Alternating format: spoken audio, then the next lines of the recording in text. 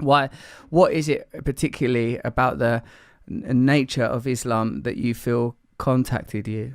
Well, I certainly wouldn't have been able to accept Islam if it was like full of superstitions and things which couldn't relate to the real world, right?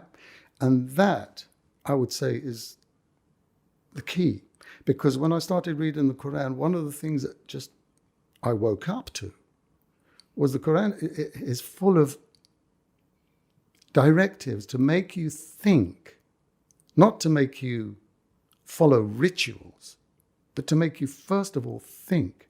So then it talks about, for instance, and I don't know any other scripture that does it to this degree, where it points you to the sun, it points you to the moon, it says, these are creations of God. And the night and the day is a miracle, and the fact that water falls and produces fruits and animals eat those grass and greenery and everything, all this is like signposts telling you that there is a creator and an almighty intellect behind everything that you see right there in front of you.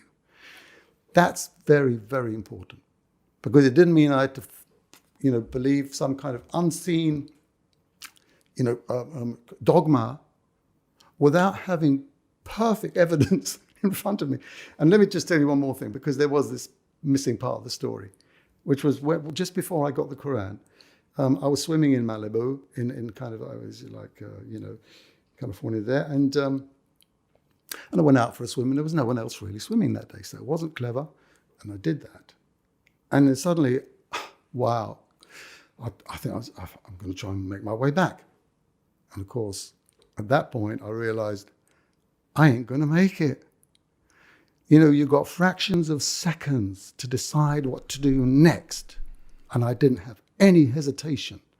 And I said, God, if you save me, I'll work for you.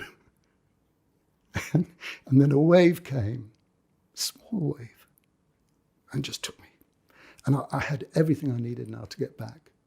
So people could say, oh, that's a coincidence. Hey, that's the most important coincidence that ever happened in my life. As they say, coincidence is sometimes the way that God keeps himself anonymous. But this was no anonymous. This was me and God. And later I found, then the Qur'an came to me. And later, of course, I find that verse in the Qur'an. It says, oh, when the storm comes and they're at sea, they make their religion pure for God. That's it. So all these steps and signs, I was reading and were bringing me closer and closer. What could I do, Russell? What could I do? I had to submit. That's it. Yeah, I really identify with what you're saying about recognizing that instead of looking for some peculiar dualistic proof of God, the lightning flash or the voice from on high, see in all things the divine beauty of nature and the potent intellect that we can read as being behind it. I identify strongly with that.